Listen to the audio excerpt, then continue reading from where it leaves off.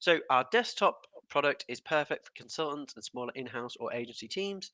If you want to check that out, please go ahead and download our free Oops. 14-day trial from the website. There's a link in the chat for that one. And we also have Sitebulb Cloud, which is our solution for larger in-house teams and agencies, which starts quite small but scales all the way up to enterprise. So this is a great option if you've been using one of the big cloud crawlers and seen your price ratchet up year on year. So if you have any interest in Sitebulb Cloud, please feel free to book in a call with me. We can have a chat about your needs and help figure out if Sitebulb might be a good fit for you. You can head over to our book a demo page for that, which should be in the chat. I'm just checking. Some people can't hear me. Can I everybody can else hear hear you. me? All Yeah, good. Yep. Ray can hear me. That'll do. Yep. Okay, so Ray, you can answer all the questions. So today's webinar will span three central themes, right? We want to talk about content strategy for LLMs, technical accessibility of content for LLMs, and how we go about tracking visibility in LLMs.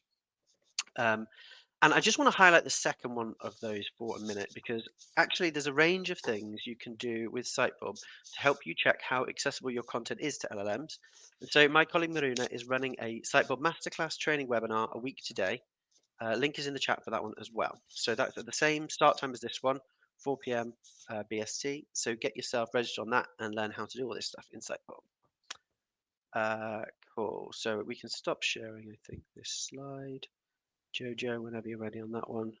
And we'll just got a couple of final bits of housekeeping, then we can crack on. So we are recording the webinar today. Everyone always asks. So we'll be sending the recording out tomorrow. So don't worry if you're not able to make it for the whole thing. And we will have some time at the end of the webinar for your questions. So now please put them in the Q&A tab next to the chat. Don't put them in the actual chat itself, which everybody always does. There's a separate tab on the left-hand side for Q&A underneath the chat bit. So if you haven't got any of your own questions, you can upvote other people's questions in there if you can't think of any yourself. Right, so housekeeping's done. Let's kick off the webinar proper and let me introduce our guests today. First up, we've got Aleyda Solis. Fortunately, she needs no introduction.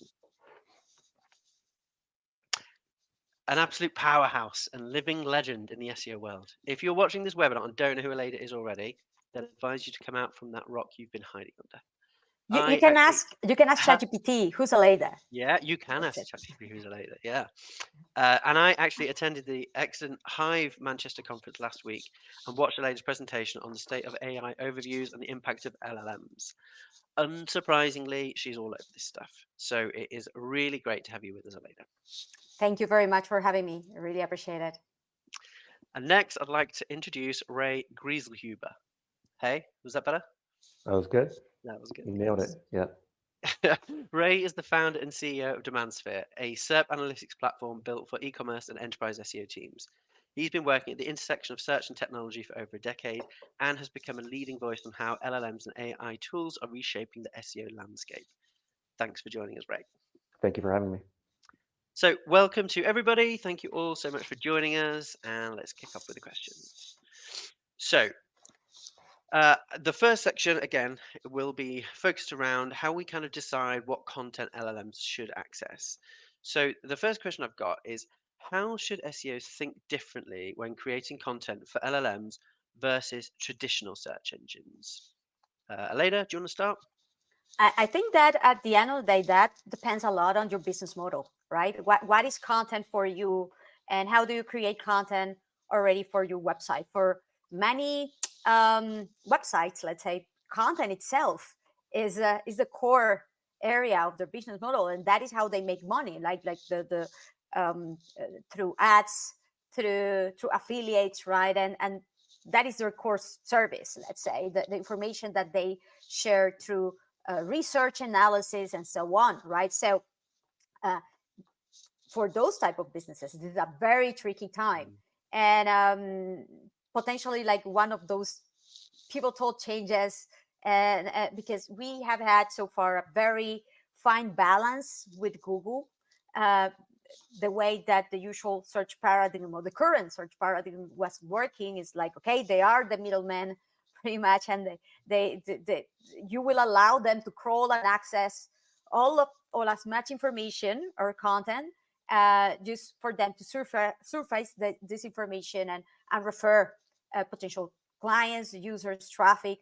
when the content itself is not the core value. Again, this content is showed like it performs pretty much like a salesperson, showcasing, explaining your offering, your actual product or service, that will be only accessed if they pay online or offline or through other type of methods where the conversion actually happens, right? But when the content itself is the value, right? And now with LLMs, the referral is not so straightforward as it was or it has been so far with traditional search results. Then is when the tricky part comes, and when I can definitely see how many of these publishers or creators can very well question if they should allow LLMs to access their information for training, and if so, up to what point? Because of course they wouldn't want to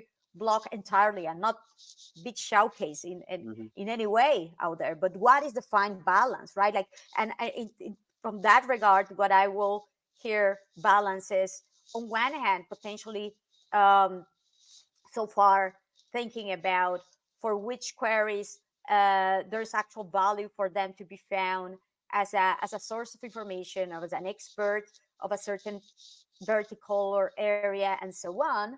And up to which other point you don't want LLMs to actually get access to core areas or core insights or research for which you will also actually request something extra, right? Or you need to provide to something extra. And this is where I can definitely see the business model changing quite a bit, and many publications are already doing additional moves of trying to make agreements with bigger players, right? Like, and for access for information on one hand. Then on the other hand, also like a less sophisticated, a potentially more basic configuration with Google so far, with paywall in information.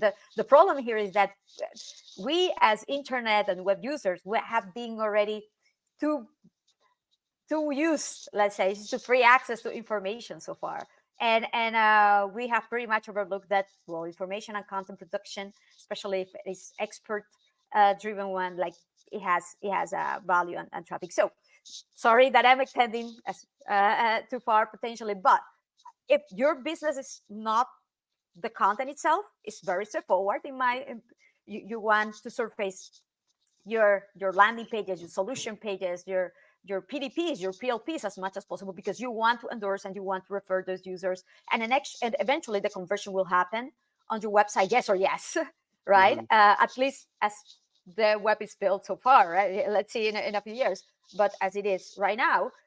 However, if you're a publisher, if your core service or product is the content itself, there should be a further strategy here, like exactly like, or not exactly the same, but very similar to or comparable to the one that you define at some point in the past with paywalls, right? What should I give versus that is actually beneficial for me versus what in exchange, and up to which point I should request a registration or that for which there should be something in exchange provided, right? I mean, and like you mentioned in there, like obviously publishers, there is potentially a way forward with paywalls. I think affiliates, like the recipe bloggers, travel blog, all that lot. The way I see it is they could all just disappear to TikTok or somewhere where they can build a platform that's not going to be. Like, what's the point in living here? Honestly, you really well did a really good observation. A couple of years ago, or even more, 3 years ago, it was before LLMs and all of this revolution of that started with ChatGPT. I went to an event, affiliate event, very focused on affiliates, and I was one of the very few SEO speakers at that event. And I was very curious because I don't work with publishers usually. I work with e-commerce, marketplaces, SaaS. So I was very curious about, okay, what is the latest trend? What are you doing with EAT and all of that, right? the helpful content update at that time was already a thing, etc. And they told me, look, at this point, the more advanced and mature e-commerce, we have stopped relying on organic search as the main traffic channel, and nowadays we have pivoted to influencers, to TikTok, to Instagram, to YouTubers, and so on. Yeah. So yeah, makes complete sense to do that further. Yeah, it totally does. So Ray, then let's think about the outside of the kind of businesses that Aleyda just covered in that first answer. Let's think about some of the other types of businesses, e-commerce, maybe SaaS, all those sorts of businesses. What types of content do we think are more valuable to LLMs? Is this informational, commercial, or brand focused? From a pure LLM perspective, what we've seen, especially in the way that we've been starting to gather data on this, has been the informational content is definitely the most easily represented. Probably like the transactional commercial content would be far less represented, and the type of responses that come back, because essentially what's happening is you have this new layer of mediation between the user who's doing the searching and researching and their eventual destination.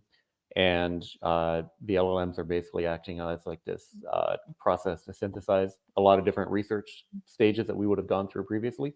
Yeah. And so informational content from that regard, especially if it's very easy to include in these types of results, is going to be definitely overrepresented.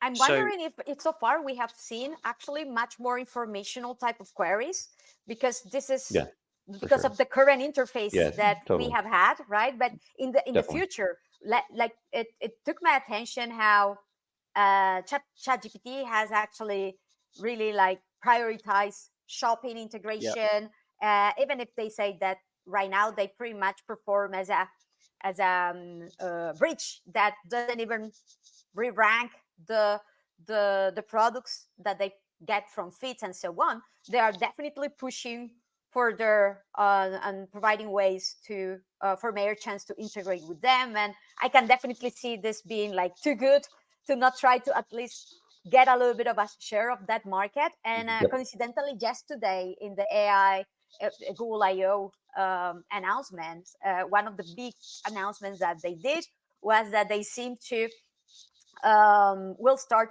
testing a new shopping integration in AI mode that seems to, from the demo that they did, better personalize the interface of the output. So it's something that connects better with a commercial transactional intent rather than informational one. I was when I saw the current format of AI overviews, for example, I was like they will need to reward this to make it actually to connect better with a shopping intent, right? That is much more aligned with the product packs and the clickable product knowledge panel and so on. So yes, let's take a look at how it goes. I expect that there is a much higher shopping intent in the future once that they start better presenting and better showcasing and providing a better experience for this other type of search too. So it's a little bit of like chicken and egg in this type of situation too. If they're able to really capture the financial transaction smoothly, right now I think of it as kind of being dominated by Amazon and maybe a few, of the top e-commerce providers. But if Google is able to insert themselves into that credit card transaction flow effectively, I think that's going to definitely have a big impact and lead to exactly what you're talking about. Yeah, for sure. Cool. So, is there a framework that people can use to prioritize which content we actually want LMs to access and which we want them to keep out? So are you talking about a technical level or kind of just more of like a content? I'm thinking more strategically, like what? Yeah. How do you figure out like right? We do want them to ingest this stuff, but actually all this marginal value stuff over here. How do you figure out where that lies? I mean, it's a very big problem right now for some companies because some companies are having this internal debate about how much they want their content to even be ingested. to me, the cat's out of the bag. It's not going back in, and the LLMs are going to ingest what they want to. I know we're going to talk about probably some technical sides of, of this as well, but at the end of the day, they're going to get what they want to get, and you can try to paywall it all you want, but that's just going to end up hurting your own visibility in the long term. And so, fortunately or unfortunately, depending on your business model and how you look at things, I think it's safer to assume that either your content or a competitor content is going to be ingested. And so it's going to come down to whether or not you view it as strategic to be included in those results and prominent in those results. I think any question of like, do you want to be in there or not want to be in there is kind of in the rearview mirror. I completely agree with Ray. And then there is an additional question here. I think that we're just at the beginning of this whole journey, right? So realistically, it's true that Google has started already the conversation with the biggest publication, the bigger players, and for agreements regarding licensing of access information for training, etc. And then we ask ourselves, like, what about the indie players? What about those that are highly specialized, personalized, and the future of all of this, in the incentives, but for creators in order to continue creating and so on. So again, I believe that we're only at the beginning. I remember there were some when all of this started happening, and Bing launched Copilot. They started saying that they were actually having conversations to see the be a programs that everybody could apply to in order to get something back from being shown in LLMs answers, or a share of the ads or something like that. So I think that this needs to evolve, right? And there should be programs, or there should be some sort of methods that should be created in order to split the revenues and incentivize and give something back to the creators and the publications in case that there would be less direct traffic, right? Realistically, for the queries and the prompts and the questions are more transactional and commercially oriented, the conversion itself, even if it doesn't happen in the very long-term future in the actual website, and it's provided as an extra option in the LLM interface directly, because the integrations has come that far, fine, because the actual goal of the business is to sell anyway that product or service, independently where the transaction happens in any case. But the problem of creators and publications is the actual value is to showcase the information in the first place. So it makes complete sense if it comes to that. I guess then in the following months, I do expect that the more and more they start referring more traffic and become much more widely used, because we need to understand that so far, honestly, like in 99% of the cases, the websites that I see, it's 1% of referral traffic. It's 1-2%. It's increasing a lot in the latest months, but I can understand why for most it might not be necessarily number one concern right now, right? But it might be in the next few months because it's increasing a lot, right? But I do expect that LLMs start taking more initiative. There are more initiative like that because it's only fair, and it's otherwise they will.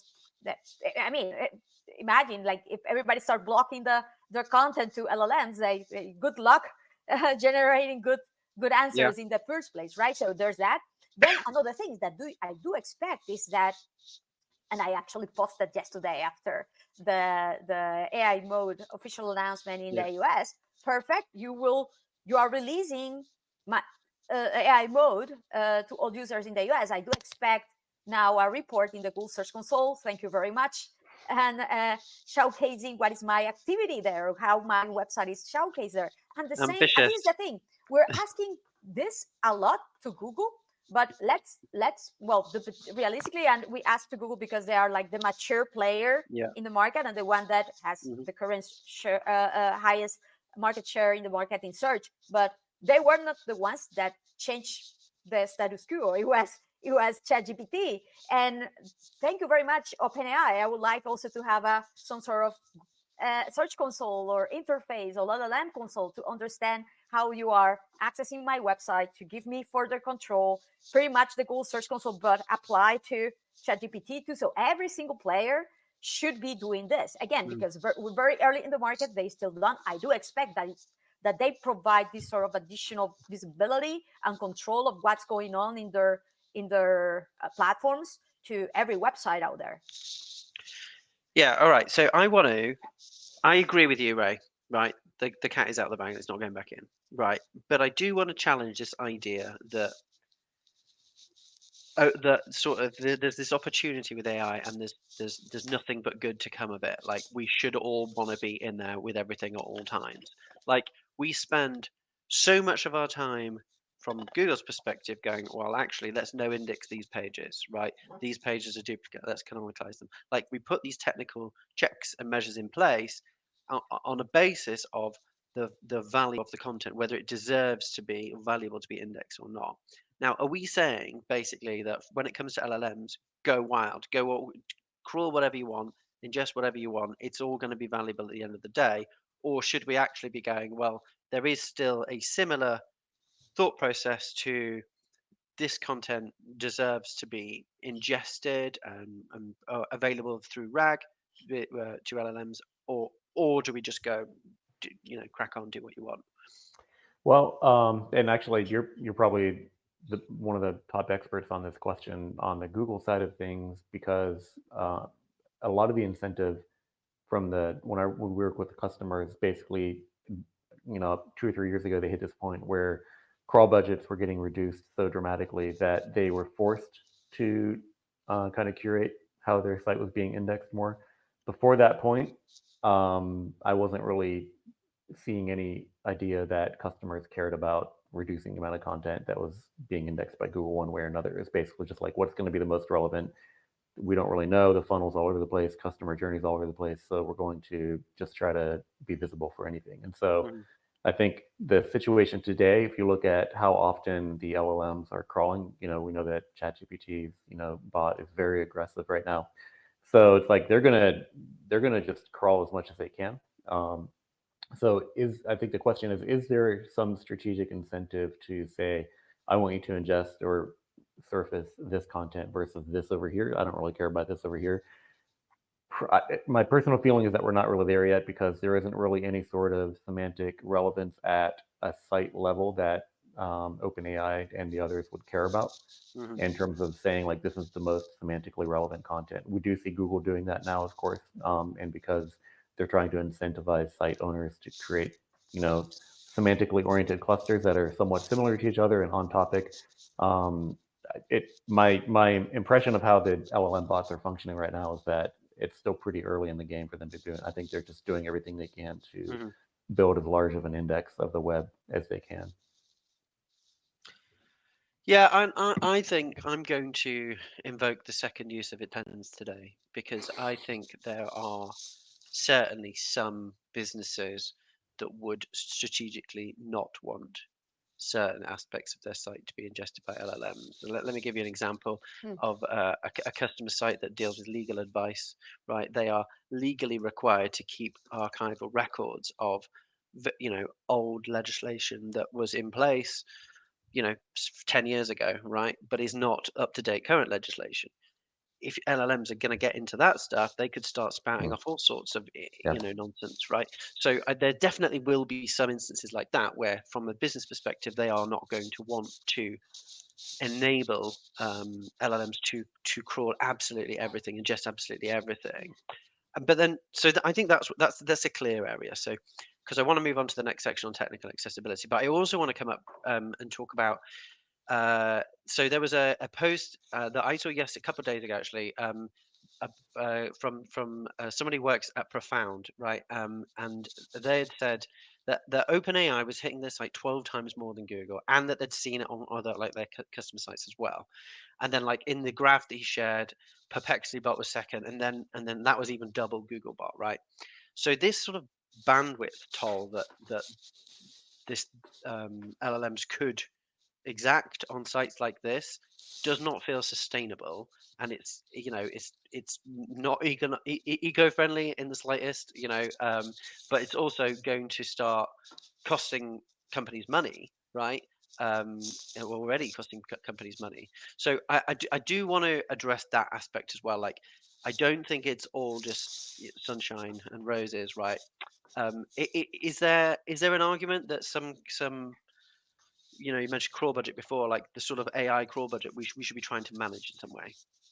And you know what? Realistically, we complain about Google and the Google bot and so on, but realistically, we understand how sophisticated that had become Yes. so Definitely. far when crawling the Totally. web, and we can see Cloudflare also sharing data publicly about the different bots out there. So I believe that they should actually start like caching better, rendering JavaScript, because we're talking about when we talk about the real differences. One of the main bigger differences is that we had assumed so far that yes, clients are render JavaScript as long as it follows certain best practices. It can get rendered quickly and not necessarily use at scale for very core content, etc. It could work realistically well, but now with most of this new LLMs coming, and it was Vercel that did this research along with the I think it was the Merkle folks that merge. Sorry, is that they did it, and it showed very clearly that it was the ChatGPT OpenAI, but that didn't do it, for example. So, and it's the most prominent LLM out there, right? So anyway, it's important that we take a look at the CDNs or log files data to understand well how big we are getting hit out there on one hand, and then on the other hand a little bit of regarding the access, right? Like if there are certain areas that we didn't care about and we allowed the Google bot to crawl it all because it didn't matter, right? Well, we'll need to rethink that approach opportunely and pay closer attention to what the other bots do. Yeah. Okay. So let's suppose then either the business case I mentioned before or the sort of bandwidth concern was presented to a website owner. What technical methods exist to like restrict LLM crawlers from accessing content? So I'd love to hear your thoughts on this too, Patrick, because I know you're seeing a lot, but I'm not seeing a lot of evidence right now, at least that the LLM bots are respecting things like robots.txt as a format. Again, I think their incentives are in completely the different direction right now to just get as much as possible. So really, you're talking about like server level, reverse proxy level things that you can do to technically, physically, you block them from seeing certain things, And again, that becomes going back to the strategic question of what do you want them to see versus not. Yeah, I mean, there's certainly ways like in like lots of websites these days on things like Cloudflare. You can go in on the WAF, the firewall rules basically, and restrict certain bots if you don't want them in there. What about the Google's Google extended? So slightly different, obviously, because it's not the LLM crawlers. I don't know if we can concern that much about Google and how they're doing things, because we feel like we're on a clearer plane with them about what they're trying to do. Has anyone seen any of the related? Have you seen any of your clients using Google Extended at all in Robot.txt? As an additional, let's say, with additional rules or something specific for them? No, I haven't. I had a client who wanted to, on the other hand, more granularly to not be showcasing AI overviews, and yes, they were playing with not with the no snippets, but it was with the max snippets, understanding a little bit the implications of it. And we played with it and we did a few tests with a few resources, a few informational content that they didn't want to be showcased, and it worked effectively. but not blocking the whole thing and not through the token. Indeed, Mhm. for learning purposes, not in that regard. Yeah.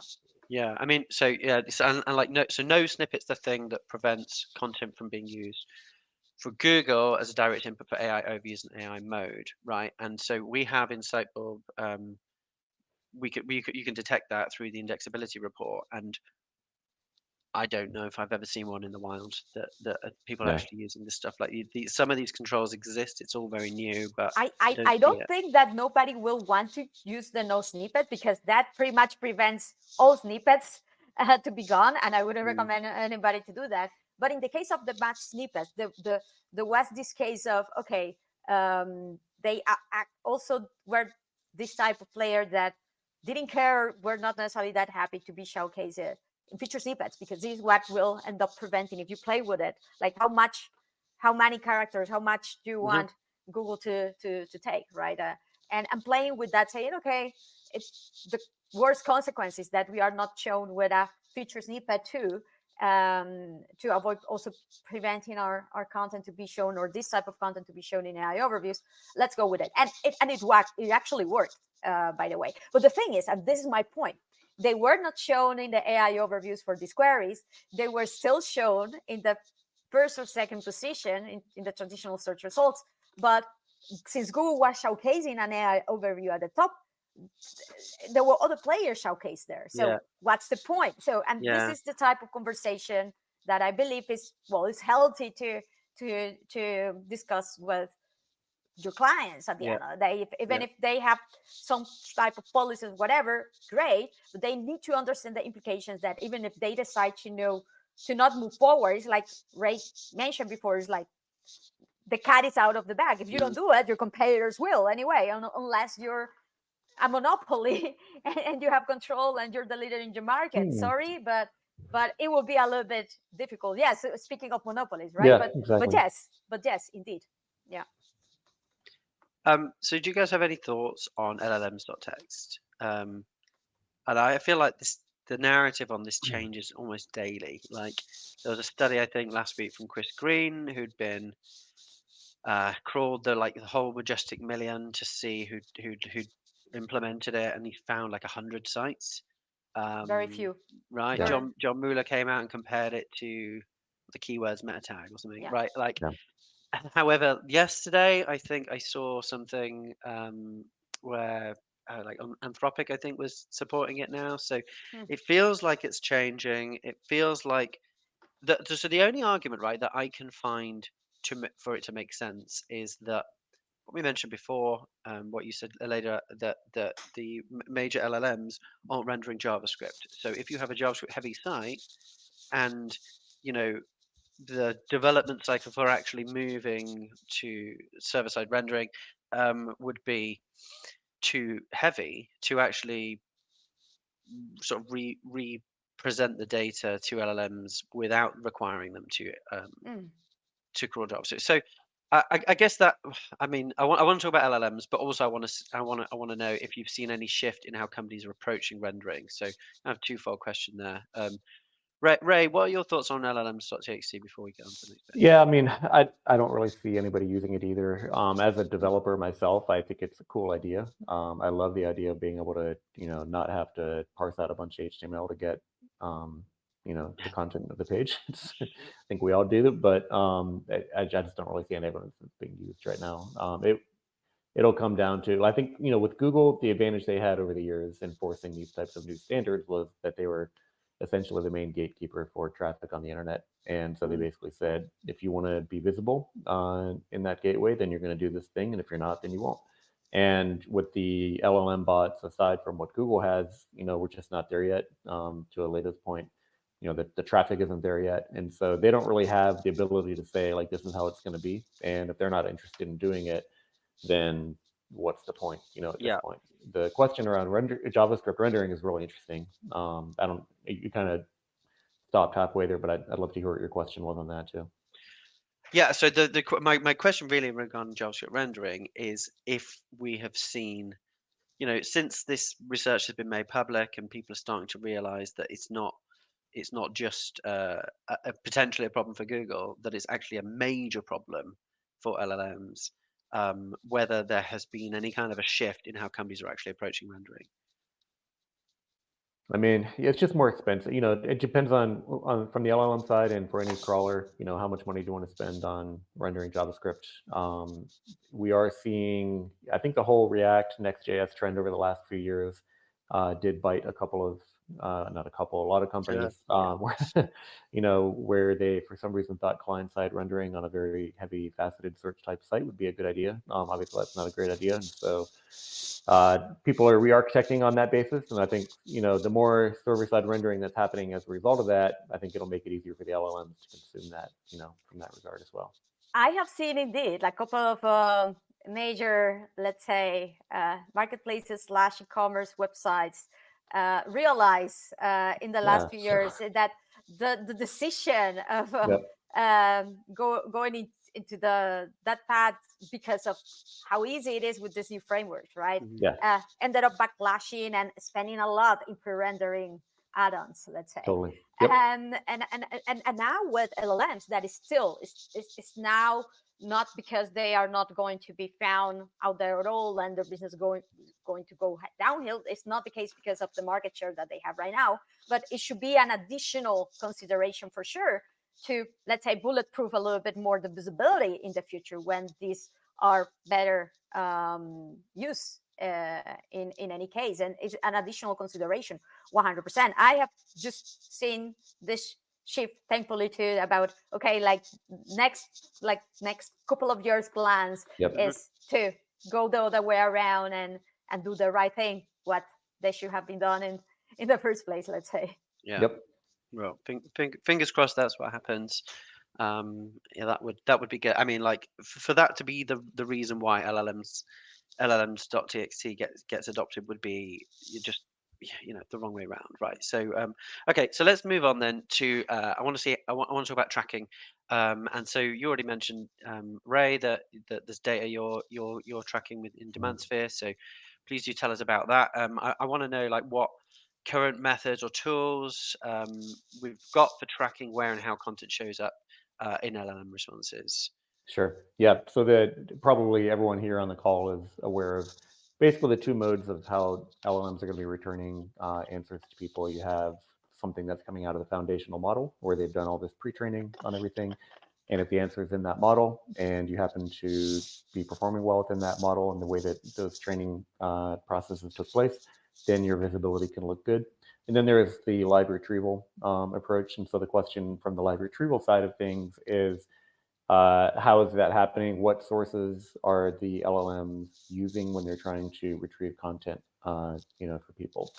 And so going with the example of ChatGPT, because it's, at least in this kind of new, mode, it's kind of the elephant in the room right now.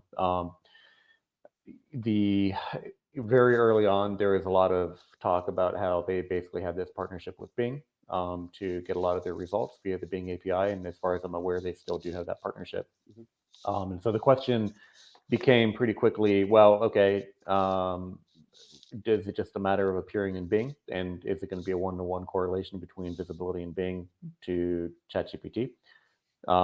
And that becomes a question of data. What data are you looking at? What's your data set? Who's your audience? All of those different things. So you could probably just add another counter to the "it depends," for today. But so we've got it. Okay, there we go. I see a live counter going here too. So, but what we ended up seeing, and the approach we took was, okay, the most valuable type of stuff to monitor is that you can do the model monitoring. That's fine. Basically, there's going to be a lot of similarity. Subtracting out any personalization, there's going to be a pretty strong correlation between what you see in the API versus what you see in the web UI. When it comes to the citations that appear, there is not that. You can't hit an API and get a one-to-one view of what the citations are going to look like in the web UI. And so what that means is you have to scrape that data. So if you really care what types of links and citations, using ChatGPT as an example, are using, you have to be able to get that data from the UI directly. And technically, they make it even harder than it is to scrape Google. But once you do that, then you can start analyzing, is that data coming from Bing? Are they using Bing for their live retrieval index, or are they using something else? Okay. And in the data that we've seen so far, it's about, they're actually scraping Google themselves quite a bit, a lot more than people thought. So again, this is getting into this kind of funnel of visibility of like, okay, where do you focus your efforts? And again, that's going to really come down to what your strategy and your audience looks like. Mm-hmm. It's pretty exciting because I believe that we're in this era that I wasn't at, unfortunately, when SEO started to become a thing. When I started, we had already Overture as a keyword research tool, and the Yahoo one, whatever. But I feel that we're in this era in which like everything is starting, right? So I'm thankful to have access to tools like Rank Scale. I think that the founder is here in the chat. Pick.ai, Dejan also, Dan Petrovic created this actually free tools, and all of these tools in general, what they give us is, okay, for this prompts that you give us, we will tell you what is the share of visibility and how visible you are for this query versus other players that you have also specified as to be your competitor, right? And if the sentiment is positive, it is neutral, negative, where are these answers coming from, and what are the citations, right? And based on that, you can identify, okay, I am not being showcased here. I will take a look at why my competitor is, if I can do something to close that gap, if it actually makes sense for me to go around and try to decide that be covered by that same website or very similar websites in nature and authority that the model will tend to take into account for references, right? But in general, I believe that the biggest difference here is the lack of data that we have in terms of the typical keyword research, the search volume and popularity that we have had so far, because that, even if we complain a lot about 100% accuracy and so on, realistically, we have so many data sources now in SEO regarding keyword data and queries data, right? And unfortunately, we don't have that type of data yet. And here, the only player that I have seen so far, correct me if I am wrong, maybe there are more, but so far that I have seen is Similar Web, providing top prompts they have a new AI chat bot report in which they provide not only the traffic of chatbots and the split per chatbot, but also the top pages, and if you click on the pages, the top prompts of the pages. So that gives you a little bit more of additional input, let's say, to understand what type of prompts you should be monitoring or validating or identifying opportunities for. But at least I think that will only increase and improve in the next few months. Hopefully the tools themselves, or the platforms, let's say, themselves start providing more of these insights. I actually asked for it in the Google Central Live event in Madrid two months ago to John Mueller, and he mentioned the concerns regarding privacy and how the prompts so long tail, so different, unlike keywords that were more head terms and so on. But even like that, I think that there should be like a balance there of the information that they can provide. So there's definitely that. I think that we're only starting, and I'm excited to see that more. But yes, I believe that the biggest challenge here is the lack of that sense of prompt popularity, or the queries that are particularly important for in these LLMs, because realistically, I mean, we have talked about the difference in optimization, but the major difference that I can see is the behavior, the search behavior, that is much more conversational, that is much more long tail, that multi-turn type of interaction with the interface. So I expect that also, once that it becomes much more personalized for each type of intent or search behavior, that I expect that this will only evolve with time. It will highly impact the different type of queries that we will see in each type of platform and for each type of intent, right? And it will be great to have that source of information to optimize further accordingly. The same content that we have for SEO, or different content, if we see that there's much more of an impact or importance of certain type of topics or queries coming from LLMs, for example. Yeah. Awesome. Right. So I tell you what, I had prepared like 15 questions, and I think we've done about half of them. It's that. But Sorry. the thing is, it's such a new topic. It's such a wide-ranging topic. We have a ton of questions from the guests as well. So does that count? I think that counts as well, right?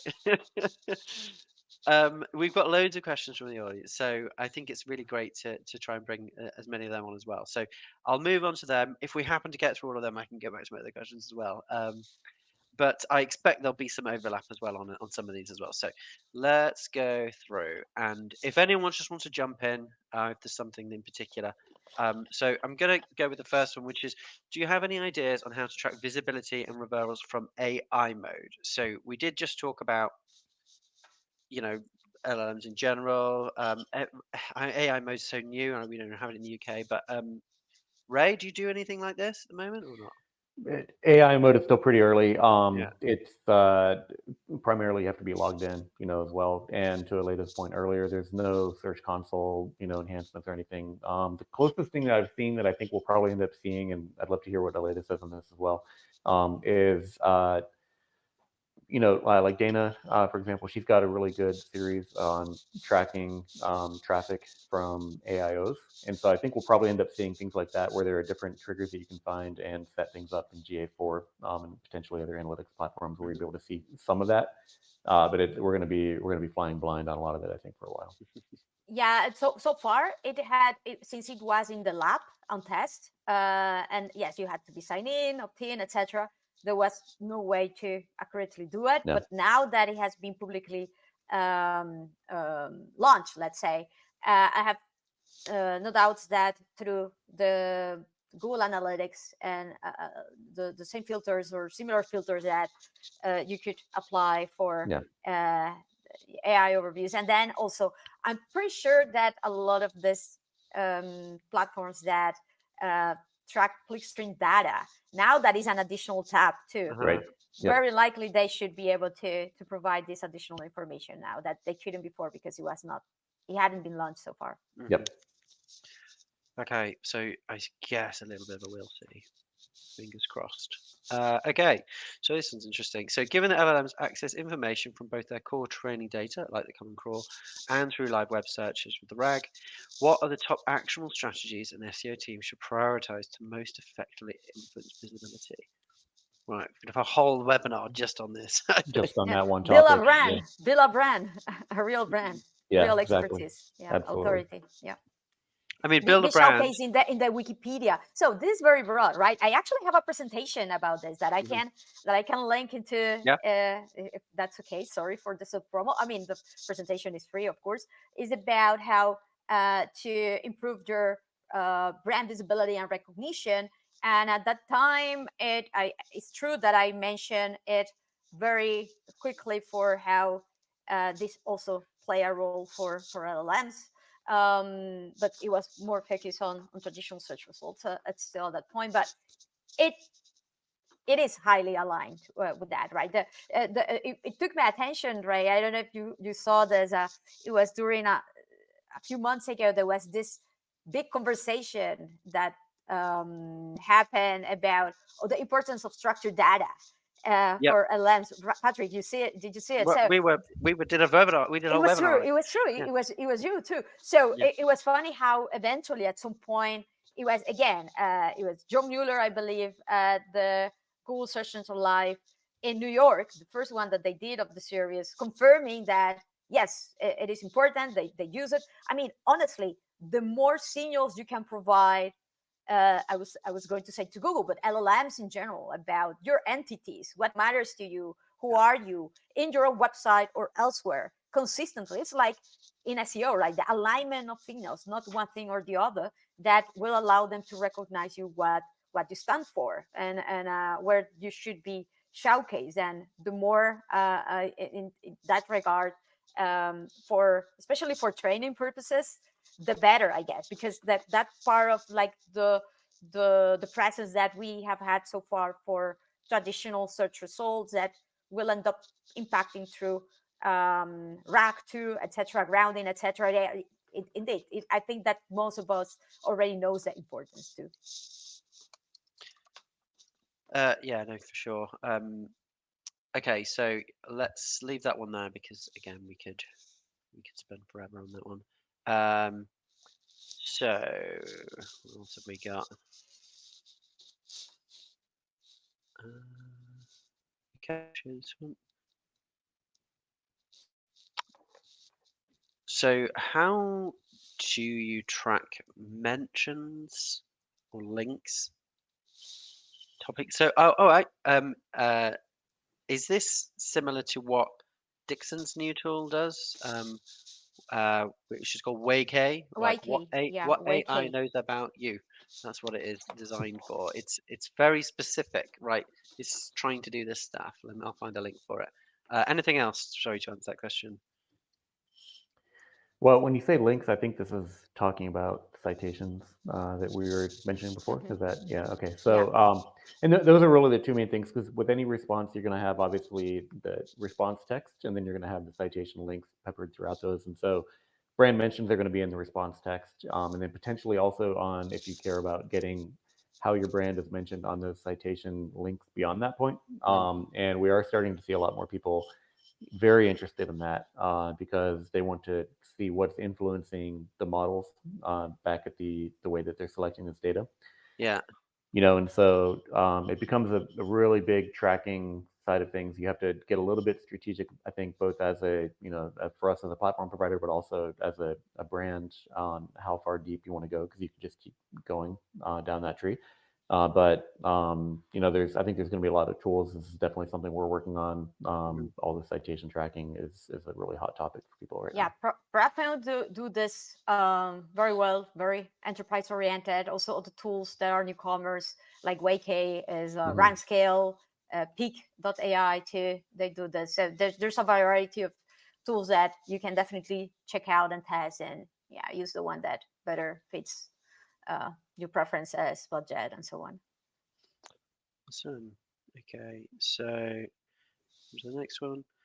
Do you care? I mean, we're going to have another. It depends here. Do you care about tracking your product's visibility as e-commerce in LLMs? Yeah, I think you should. I mean, it's this is where people are going to be shopping. So we started getting pretty granular on a lot of the prompt research that we were doing for some large shoe brands, and it was pretty interesting to see when you look at the competitive view, the level of detail that these answer engines are surfacing for individual products. And again, you have to think about whether or not you care about the foundational model and the mentions within that versus the citations. But I definitely think you should care about it. And then it's going to be a question of how are you going to track that transaction and performance and all that. Like all that's going to be stuff that has to get worked out over the next couple of years. Cool. Okay, what else we got? Ah, Simon. Right. So considering how much AI is changing at the moment as it matures, should we just stop trying to second guess what's going to work for organic search and focus on long-term brand building for now? Not really. I believe that there's a very big overlap, right? There was this big conversation the other day. If we should stop even calling ourselves SEOs or something else. For me, we're findability experts and optimizers, and we like people who choose to, because their audience is there, to optimize primarily for TikTok or for YouTube or for other platforms, search features, and now most of our users are expected to start using this new platforms to search. We need to apply many of the principles that we're already applying to SEO. It's not only brand building; it's also crawlability, it's indexability. It's about understanding and improving the semantic relevance of the content to connect with the user search behavior that might or might not be different. Realistically, what I see, that the biggest chance that there will be might be this, like the impact on the search behavior and the type of questions or queries that are searching one or the other, depending on the preferences and the evolution of the interfaces too. But I believe that there's a very big overlap, 95% of overlap pretty much at Yeah. this point on the principles of optimization. Yeah. I would certainly agree with that. You still need the strong technical foundation at the beginning.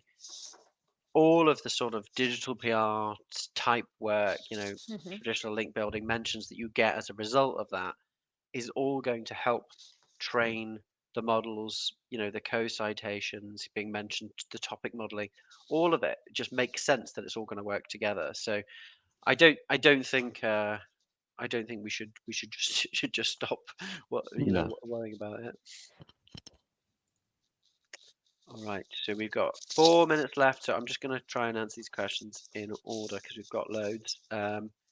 So, are there any ideas for content writers to approach content moving forward, especially in your money, your life industries? I mean, this is kind of where we started, I suppose. Is it just brand focused now and assisting versus answering? I don't really see that as a dichotomy. Like you have to kind of do it all. There's not really like, okay, we're just going to do brand. Kind of like the previous question. Like, okay, Mhm. we're just not going to just do brand only and ignore everything else. It doesn't really make sense. Um, Managing a brand on a digital level, you have to be very granular, and you have to cover a lot of bases, and you have to know what your footprint looks like. You have to know what your competitor's footprint looks like, and make sure that you're getting good feedback from all the different channels that you care about. So it's becoming a lot more complicated right now, but I do see a lot of this tendency to kind of, to Jojo's point, throw the baby out with the bathwater and just be like, okay, we're just going to do this one thing because it sounds like the top priority right now. But I think it's really important to educate executive teams on the fact that we are in this transition stage from where things used to be to where it's going to be, and we're not. I don't think anyone can claim to 100% understand what it's going to look like 5 years from now. But it's going to be a lot of changes, and you have to be able to manage a lot of different things and avoid this sort of dialectical approach as much as possible. Yeah, 100% agree. I mean, we will need to write for what our audiences are searching in the platforms where we really want to be found, because we see that there's higher engagement, or these are the platforms that our potential customers are actually using to look for information or services or products like the ones that we can offer. At this point, this is since how new LLMs are, we can see that these are pretty much informational queries out there. Like, it's still very simplistic about assisting on research around topics and so on. So I expect that this evolves a lot Mhm. with new features, new integrations, new interfaces, and so on. Yeah. So yeah, I can only expect this to evolve. And at the end of the day, it's about creating information and fulfilling the needs of our users through the whole customer journey. So even if at some point in the future, LLMs for some reason are only used for certain edge cases or use cases or particular scenarios, right? That doesn't mean that you won't write about everything else, right? Because at the end of the day, your actual outcomes should be to sell, and very likely you will need that information to exist on your website for other reasons, also to rank in traditional search results of other platforms too. So yes, there's definitely that. So I will say to see it with a much more holistic approach. Yeah. I think we're at that inflection point, like we mentioned at the beginning. Like you're going to need to be open and agile in terms of the business model you're using. How do we actually monetize? Mhm. It's going to change. It's absolutely going to change. Right, it's 4:59, so we have time for one question if I'm really quick. Well, if you're really quick. Right. So this is I don't know if there's a good answer to this one, but Google's AI mode is just released in the US. When do you predict this might be rolled out to the rest of the world? Any ideas? 6 to 9 months. We usually we do a lot of work in Japan and in Europe outside of the US, and it generally seems to be everything's like 6 to 9 months behind. Yeah, before the end of the year, very likely, if all evolves as they expect, right? It might be some, if it's not, then maybe a little bit longer. But if it all goes as they expect and predict and can control the evolution of it without harming their the clicks on ads Yeah. and impressions and ads, pretty much, before the end of the year, very likely, I expect. Yeah. Awesome. So we do have a clear answer on that. Definitely 6 to 9 months. Or ... It depends. We'll find out. Right, so that's all we got time for today, folks. Thank you ever so much for watching and for your fantastic questions. And huge thanks, of course, go to Ray and Aleyda for so generously giving it their time and expertise. We'll be Very emailing much. out the recording tomorrow, so to everyone who registered. So if you missed the start, don't worry, you can catch up. And a reminder that this time next week you can catch that Sitebulb masterclass on checking LLM accessibility and indexability signals with Sitebulb. I think Jojo can put the link in the chat again for that one. And finally, you're the first to be invited to June's webinar, which is all about brand SEO and its importance as generative search becomes the norm. So everything we talked about today. So the link for that is also hopefully in the chat. So hopefully see you there, and thanks again for watching. Thank you very much for Thank you very much. everything. Have a good day. Bye-bye. Talk to you later. Bye.